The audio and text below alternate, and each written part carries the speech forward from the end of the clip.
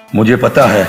آپ لوگ corona virus سے ڈرے ہوئے ہیں، لیکن اس وائرس سے ہمیں ڈرنا نہیں، لڑنا ہے، ہاں نا؟ ڈرنا نہیں ہمیں لڑنا ہے، ڈرنا نہیں ہمیں لڑنا ہے، ڈرنا نہیں ہمیں لڑنا ہے، ڈرنا نہیں ہمیں لڑنا ہے، ڈرنا نہیں ہمیں لڑنا ہے، ڈرنا نہیں ہمیں لڑنا ہے، ڈرنا نہیں ہمیں لڑنا ہے، ڈرنا نہیں ہمیں لڑنا ہے۔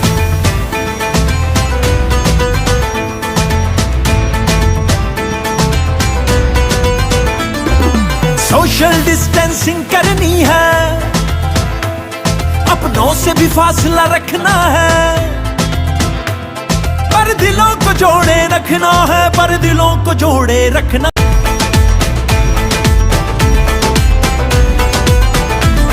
اپنی صفائی رکھنی ہے، گھر پہ ہی زیادہ رہنا ہے، اس وبا کے پیچھے، اس وبا کے پیچھے، ارے اس وبا کے پیچھے ہاتھ دھو کے پڑ